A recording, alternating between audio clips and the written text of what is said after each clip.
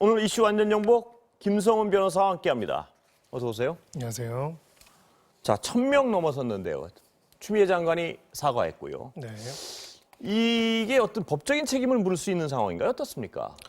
네, 일단은 법적인 책임을 물을 수 있다라고 봅니다. 예. 왜냐하면 이 교정시설 같은 경우에는 기본적으로 관리의 주체가 국가입니다. 예. 각 개개인의 어떤 사적 활동들이 매우 제약이 된 곳이기 때문에 더욱이 이제 코로나 사태가 초기가 아니라 이미 1년 정도가 지났죠. 예. 이런 상황에서 코로나가 유입이 됐을 경우에 내부적으로 대확산이 될 수밖에 없다는 것은 어떻게 보면은 이 환경상 자명하게 애견되는 부분도 예. 있습니다. 그렇다면 소위 말하는 주의 의무죠. 교정 관리를 하는 주체로서는 관련돼서 혹시라도 외부에서 유입되지 않도록 유입되더라도 내부에서 최대한 빠르게 격리와 치료가 될 수 있도록 조치를 했어야 하는데 결과적으로는 그런 조치들이 제대로 못 이루어졌기 때문에 이 정도의 대규모 확산이 이루어졌다 이렇게 보입니다. 그렇다면 누구에게 책임을 구체적으로 물을 수 있는 건가요? 이게 어떤? 네, 일단 직접적으로는 이 교정 당국 예. 직접적인 책임이 있고요. 이 교정본부 같은 경우에는 법무부의 외청이 아니라 법무부의 내부의 직속 기관입니다. 결과적으로는 법무부가 관련된 교정의 모든 행정들을 책임질 의무가 있기 때문에 최고 책임자까지도 법무 최고 책임자까지도 관련돼서는 법적인 그리고 또 예. 도의적인 책임을 질 필요가 있습니다. 예. 그래서 이제 장관도 사과를 2번이나 한 것으로 보이고요. 예.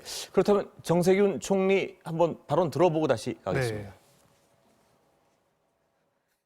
첫 번째 확진자가 나왔을 때부터 선제적으로 대응했더라면 지금과 같은 위기 상황을 막을 수 있었을 텐데 초동 대응이 미흡했던 점이 매우 안타깝다 이렇게 말씀드리겠습니다. 현재는 동부구치소의 급격한 확산세를 차단하는 것이 우선이겠습니다마는 전국에 산재한 다른 교정시설에서도 혹시 집단 감염이 발생하지 않나 하는 점을 잘 확인해가면서 전반적으로 교정시설에 대한 방역 대책을 강화할 필요가 있지 않나 이렇게 생각이 됩니다. 자, 이 법적 책임을 좀 면하기 위해서는 뭐 이미 지나간 일은 지나간 일이고요. 어떤 향후 법적인 장치를 마련해야 되지 않나요? 어떻습니까? 네, 가장 근본적인 거는 지금 기본적으로 인권적인 면에서도 문제가 있는 과밀 수용이라는 예. 점입니다. 일반적으로 과밀 수용이 되어 있고 특히나 이제 확진자가 나오거나 진단 결과를 기다리는 사람이 있는 경우에 그렇지 않은 사람들과 제대로 격리할 수 있는 시설이 안 갖춰져 있는 상태입니다. 지금은 동부구치소지만은 이런 것들이 제대로 준비가 안 되어 있는 상태라면은 나머지 교도소나 구치소에서도 계속 발생할 수밖에 없고요. 특히나 이제 미결수들이 들어오는 구치소나 교도소 같은 경우에는 여러 가지로 외부에서 그런 환자들이 들어올 가능성이 매우 높습니다. 예. 그렇기 때문에 이런 부분에 있어가지고는 더 이상 이미 지난 일이긴 하지만은 더 이상 이런 형태가 확산되지 않도록 조심할 필요가 있고요. 특히 이제 완전히 규모는 다르지만은 이런 형태로 이제 코호트 격리 형태로 돼가지고 사실상 일정 기관, 일정한 건물 자체를 완전히 봉쇄하는 경우들이 있는데 이 경우에도 제대로 된 어떤 관리가 못 되고 있다는 이야기가 계속 나오고 있습니다. 사실은 이로 인해 가지고 또 다시 안타까운 생명이 사라지는 일이 없도록 적극적인 대처가 필요해 보입니다. 자, 다른 얘기 좀 여쭤보겠습니다. 전직 대통령들 사면 문제 때문에 정치권이 뜨거운데요. 이게 일단 사면의 법적인 요건이 아직 박근혜 전 대통령 같은 경우에는 채워지지 않은 거 아닌가요? 어떻습니까? 네, 이제 특별 사면 같은 경우는 형이 선고되고 확정된 것을 전제로 하기 때문에요. 아직 이제 14일에 이제 최종적인 선고가 있을 예정이기 때문에 아직 요건이 되지는 않았고요. 이명박 전 대통령 같은 경우에는 이제 다 확정이 돼서 수용을 하고 있기 때문에 선고 이제 관련돼서는 특별 사면의 요건, 법적인 어떤 형식적인 요건은 갖춘 상태입니다. 아, 그럼 박근혜 전 대통령의 경우는 형이 확정되는 게 어떻게 앞으로 일정이 네, 남아있나요? 이제 최종적으로 대법원의 판결이 이제 14일 날 아마 판결이 선고될 예정이기 때문에요. 그 선고가 되게 되면 거기에 대해서는 또 다시 재선고라는 개념이 없기 때문에 기본적으로는 거기에 따라 가지고 이제 형이 확정이 될 것입니다. 그럼 사면 절차를 한번 좀 말씀해 주실까요? 네, 이 헌법에는 대통령이 사면을 할 수 있도록 되어 있고요. 그리고 기본적으로 이 내용은 사면법에서 정하고 있습니다. 원칙적으로는 이 사면에 관해서는 법무부 장관이 사면, 특별 사면을 상신하게 되어 있고요. 특별 사면을 상신할 때 법무부 장관은 사면 심사위원회의 심사를 거치도록 하고 있습니다. 사면 심사위원회가 검토를 하고 법무부 장관이 상신을 하고 대통령이 결정을 하는 것 이런 구조로 이루어진 것이다 볼 수 있습니다. 사면 심사위원회는 법리적 부분을 검토하는 거겠죠. 이게 뭐 한 달 한 달을 정치적인 검토하는 부분 건 이런 부분이 아니라 아마 법률적인 부분 그리고 양형 수행 여러 가지 상황들을 고려할 것입니다. 예. 그러면 아까 말씀하셨지만 재상고인가요? 아까? 네. 그게 결론이 나면은 이제 사면 조건이 갖춰진다는 말씀이시죠? 형이 확정이 됐기 때문에요. 거기에 대해서는 바로 사면에 대해서 검토를 해볼 수는 있습니다. 그런데 이 문재인 대통령 대선 공약 중에 하나가요. 중대범죄에 대한 사면은 없다 그랬는데 여기는 뇌물수수, 중대범죄죠 이게? 어떻습니까? 그렇죠. 당연히 예. 중대범죄 중에 하나고요. 뭐 금액도 굉장히 큽니다. 예. 그래서 사실은 이 사면에 관한 내용들은 이미 법률적인 요소보다는 거의 이제 정치적인 결단에 관한 요소가 됐기 때문에 아마 이제 그 부분 차원에서도 정부에서 검토하지 않을까 싶습니다. 이따 정치권 논의에서 한번 다시 살펴봐야겠지만 네. 이건 뭐 말씀하시면 분명한 중대범죄고요. 이 그렇습니다. 중대범죄란 부분과 정치적인 어떤 해법과 뭐 충돌할 수밖에 없는 부분인데요. 그렇습니다. 한번 다시 예. 한번 짚어봐야겠습니다. 네, 사면권이라는 것 자체가 어찌 보면 입법부가 정한 법률, 사법부가 결정한 형을 대통령이 뒤집는 거나 마찬가지이기 때문에 예. 그런 부분에 있어서는 굉장히 고려가 고심이 필요할 것으로 보입니다. 예. 자, 다른 얘기인데요. 그 16개월 정인이 사망 학대. 왜 이런 일은 정말 끊임없이 반복되는 것 같은데요. 일단 그 개요부터 좀 설명해 주시죠. 네, 너무 안타까운 일인데요. 8개월 때 이제 입양이 됐다가 16개월, 이제 불과 8개월 만에 사망에 예. 이르는 사건입니다. 근데 너무 안타까운 거는 이제 10월 달에 사망을 했는데 5월, 6월, 9월 세 차례나 아동학대 신고가 있었고요. 예. 경찰이 조사를 했었습니다. 그런데도 제대로 된 처리를 안 했고 그 상황에서 도대체 그 16개월 아이로서는 견디기 어려울 수준, 정말 참혹한 수준의 폭행을 지속적으로 받다가 이제 예. 부검의 소견에 따르면은 그러다 사망을 한 그런 사고고요. 저희가 정말 이 안타까운 아동학대 사건을 계속 전하는데 너무나 안타까운 게 그 어떤 것도 사망까지 이르는 사건에서 갑자기 발생한 사고는 하나도 없습니다. 예. 다 신고가 한두 번이 있었고 관련 기관들이 조사하고 개입할 수 있는 기회가 있었는데 또 제대로 처리가 안 된 거죠. 그래서 결국 또 안타까운 어린 생명을 떠나보낸 그런 사건입니다. 그런데 이 양부모가 세 차례나 경찰 조사를 받았단 말입니다. 이게 그러니까 사건 사고 발생한 것도 문제지만 그 처리 과정이 너무나 이해 안 되는 부분이 많기 때문인데요. 네. 그 세 차례 동안 경찰 조사를 받았는데 왜 이렇게 된 건가요? 그 과정이? 저 도대체 예. 그 정상적인 법률적인 관점으로도 납득이 안 가가지고요. 예. 관련돼서 뭐 변명을 했다는 이야기들도 말이 안 되고, 그리고 이제 무엇보다 세 번째 신고가 굉장히 중요합니다. 예. 세 번째 신고는 이 정인이가 이제 1개월 만에 어린이집에 왔고, 근데 그 어린 나이에 몸무게가 1kg가 빠지는 이런 굉장히 예. 심각한 일입니다. 건강 상태도 굉장히 안 좋아 보여서 보육교사들이 병원에 데려와서 진단해봤을 때 의사가 소아과 전문의가 이거는 분명히 학대다라고 해서 신고를 한 사안이라면 예. 엄정하게 처리를 하고 관련된 내용을 봤어야 하는데 사실상 그 부모의 변명만을 듣고 완전히 아무런 조치를 하지 않은 거죠. 이거는 거의 공범이나 방조했다라고밖에 볼 수가 없는 그렇죠. 겁니다. 그러니까 예. 이 경찰들의 핑계가 뭔가요? 왜?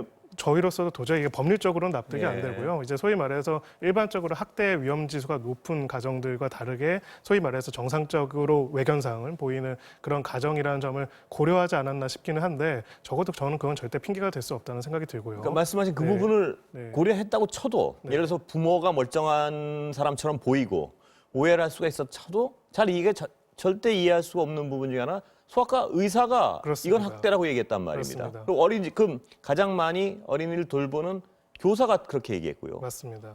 근데 어떻게 그거를 그래서 저는 이 부분에 예. 대해서는 다시 한번 철저한 수사가 이루어져야 한다고 예. 생각합니다. 사실은 이 말도 안 되는 악마 같은 폭행을 저지른 양부모뿐만 아니라 우리 사회 시스템 전체가 사실은 이 아이를 지키지 못한 거에 책임이 있고요.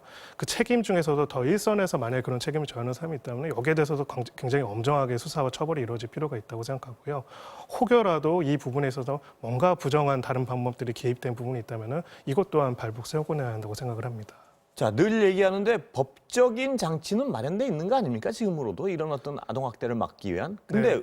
무엇이 이런 일들을 반복시킨다고 볼 수 있나요? 사실 뭐 저도 개인적으로 굉장히 관심 있는 부분이기도 예. 하고 안타깝기도 해서 이제 이 부분에 대해서 문제의식을 가지고 있는데 두 가지 점이 있습니다. 예. 한 가지는 이렇게 학대를 저지르는 사람들이 보통 어떤 기관보다는 보통 거의 다 부모입니다. 친부모나 양부모가 학대를 저지르죠. 자, 그러면 여기에 대해서 빠르게 조치, 외부에서 모니터링을 잘 해야 하고요. 예. 두 번째는 필요할 경우에 격리 조치를 해야 한다고 하죠. 여기까지는 다 이해를 합니다. 근데 다음은 격리 조치를 한다면 그럼 이 아이들을 어디서 어떻게 보호할 것인가. 예. 여기에 대해서는 사실상 우리 사회나 제도에서 어떠한 시스템도 제대로 갖춰놓지 않고 있습니다. 예. 그리고 아이들 입장에서는 만약에 조금이라도 나이가 있어서 의사를 물어볼 수 있다면 부모가 아닌 다른 곳에 떨어지는 것을 두려워할 수밖에 없죠. 결과적으로는 이렇게 폭력과 학대를 저지른 부모로부터 잘 감시를 해서 모니터링이라고 격리하는 것도 필요하지만 격리를 한 다음에 아이들이 안전하게 보호하고 육성될 수 있는 곳 또한 저희들이 잘 갖춰놓을 필요가 있거든요. 예. 그러니까 적어도 이런 내용들은 전혀 갖춰지지 않은 상태에서 사후적으로만 이 가해자들을 엄벌에 처하고 그것만으로 우리가 사실은 모든 걸 다 했다라고 생각하는 거. 예. 그게 저는 이것을 계속 반복시키는 이유라고 생각을 합니다. 그리고 아까 그 잠깐 언급하셨지만 저 정도의 부실 수사면 경찰 어떤 수사 담당자에 대한 징계나 처벌이 있어야 되는 거 아닌가요? 이 네, 수준이면? 저는 징계뿐만 아니라 예. 저거는 정말 내용을 제대로 확인을 해가지고요. 예. 직무유기로 관련된 내용들을 입건해가지고 조사해볼 필요가 있다라고 생각을 하고요. 예. 특히나 이제 만약에 이제 마지막 학대 사고와 관련돼가지고 진단서를 발급하는 과정에서 조금이라도 이제 부정한 부분들이 개입이 됐다면은 관련된 그 의사 또한 처벌될 필요가 있다고 생각합니다. 예. 그런데 이 양부모들한테 적용된 혐의가 아동학대 치사죠? 네, 그렇습니다. 하나하나 아동학대 치사 방임인가요? 하나는 방조로 되어 있고요. 방조고요. 예. 근데 청와대 청원에는 살인 혐의를 적용시켜야 된다 이런 청원까지 나오는데 가능한 일인가요? 어떻습니까? 네, 일단은 이 정도의 폭행을 이야기했다면 소위 미필적 고의, 예. 이 정도의 강력한 폭행을 계속했다라면은 사망에 이를 것이라는 걸 충분히 예견할 수 있다라고 예. 보는 게 맞고요. 예. 그래서 미필적 고의가 인정돼서 살인죄로도 기소할 수 있는 사안이라고 법률적으로는 보입니다. 예. 다만 이제 그럼 왜 이런 식으로 기소가 됐는지 내용은 좀 확인을 해봐야겠죠. 근데 아무래도 살인의 고의에 대한 입증 관련돼 가지고는 그 더 노력을 해서 수사를 해서 보강할 필요가 있을 것이고요. 이미 이제 아동학대 치사로 기소는 했지만은 이 부분의 양형이라든지 그리고 이 폭행의 내용들을 종합적으로 고려해봤을 때 살인죄로 기소가 가능한 부분이 충분히 있기 때문에 아, 예. 이 부분도 추가로 고민을 해보고 향후 재판에서 추가 기소지는 공소장 변경을 해볼 필요가 있다고 생각합니다. 충분히 가능한 얘기군요. 지금 그렇습니다. 법률가로서 보시기에. 예, 왜냐하면 이제 몇 가지 실험들이 나왔는데요. 도저히 이제 일상적인 학대도 있으면 안 되겠지만 그 수준에서 일어날 수 없는 수준의 예. 고의적이고 반복적인 학대이고요. 무엇보다 16개월 아기 아닙니까? 예, 도저히 그 상상할 수도 없는 이런 폭행을 했다면은 이것을 살인의 고의가 없다라고 예. 단정하기는 어렵습니다. 예, 미필적 고의에 의한 살인도 살인의 고의가 있다고 보는 거죠? 그렇습니다. 그러니까 예. 죽을 수도 있다는 걸 충분히 인지하면서 그 정도 학대를 했다면 그것도 살인 혐의를 적용시킬 수 있다는 말씀이시죠? 그렇습니다. 그리고 최종적인 선고형에 있어서는 근데 이제 예. 아동학대 치사 같은 경우에도 무기징역까지 선고가 가능하도록 규정을 하고 있기 때문에 예. 결과적으로는 이제 어떤 혐의로 나가는 이 사건 자체의 사회적 비난 가능성이 너무 높기 때문에 중형이 당연히 선고가 될 것이지만은 예. 적어도 이런 부분에 있어가지고 살인의 범위를 가지고 있었다는 부분들을 더 정밀한 수사를 통해서 밝혀내는 것 또한 수사기관이 해야 할 의무가 아닌가라고 생각합니다. 그리고 중요한 건 아까 지적하셨지만 정말 그 이전에 이뤄진 말도 안 되는 부실 수사 네. 거기에 대한 어떤 규명이 동시에 아주 철저히 이루어져야 될 것 같아요. 맞습니다. 이루어져야 그리고 될것 정말 같습니다. 더 중요한 예. 거는 지금 이 순간에도 학대받는 아이들이 있을 텐데요. 그 아이들의 학대 신고를 일선에서 이렇게 가볍게 여기지 말고 정말 엄중하게 봤으면 예. 좋겠고요. 두 번째로는 우리가 여기서 이 분노를 이 가해자들에만 뿜는 것이 아니라 그러면 이 아이들을 그곳이 아닌 다른 어딘가에서 어떻게 보호할 수 있는지에 대해서 굉장히 실천적인 고민들을 하고 대안을 내놔야 한다고 생각을 합니다. 예, 법원에 또 중형을 요구하는 진정서를 내야 한다 이런 여론들도 있던데 네. 진정서 자체는 어떤 법적 효력은 없는 거죠? 네, 진정서는 말 그대로 이제 어떤 예. 의견에 불과하기 때문에 법률적인 어떤 요건이나 구성 요건 효과는 있지는 않습니다. 예. 다만 이제 이 사건을 대하고 있는 우리 사회 시민들의 태도를 보여주는 데 있어서는 사회적 비난 가능성, 책임, 형량에 결정하는 하나의 요소에 있어가지고는 중요한 참고 자료가 될 수 있다고 봅니다. 예. 자, 마지막으로 다른 이슈 좀 짚어보겠습니다. 조두순이요. 그 안에 있을 때 한 얘기인데 무슨 커피를 팔겠다. 아주 어떤 자기중심적인 얘기를 해가지고 공분을 산 적이 있는데 그건 그렇고. 근데 이 사람의 사진을 찍어 올리고 하는 게 문제가 될 수 있는 거죠, 법적으로. 어떻습니까?